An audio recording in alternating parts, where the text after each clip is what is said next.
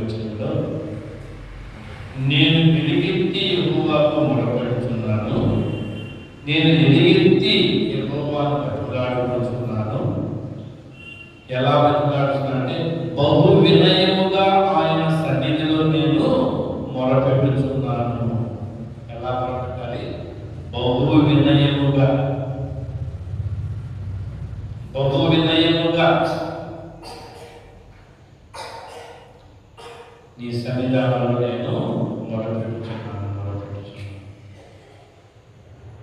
బహు వినయముగా మొరపెట్టాలి అంటే ఎంతో విధేయత కలిగి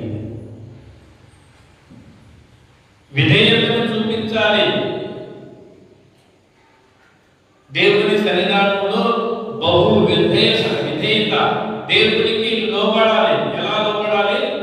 సాష్టాంగంగా లోబడాలి, సాగిలపడాలి.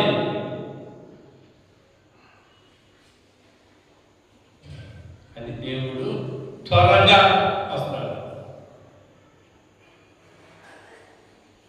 2 నిమిషాలు, 1 నిమిషం, 2 నిమిషాలు మోకరిస్తే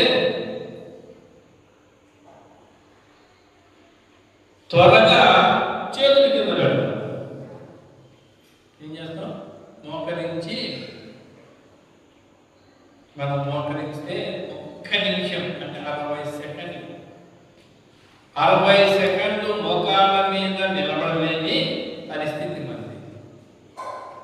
మనకేం సహాయం కోరుతాం? మనము ఎమ్మటే మనమే సహాయం కోరుతాం. శరీరం ఏం కోరుతుంది? ఎమ్మటే మెసేజ్ పంపుతుంది. ఎవరికి మెసేజ్ పంపుతుంది? మెదడుకు మెసేజ్ పంపుతుంది.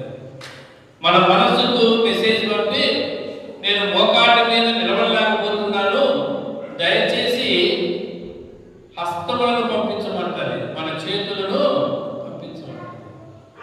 అప్పుడు మనం ఏం చేస్తాం? మన చేతులు మోకాళ్ళ మీద నిలబడలేక 2 చేతులు భూమి మీద, అంటే మనం ఉండే స్థలం దగ్గర 2 చేతులు భారాన్ని మోపుతాం.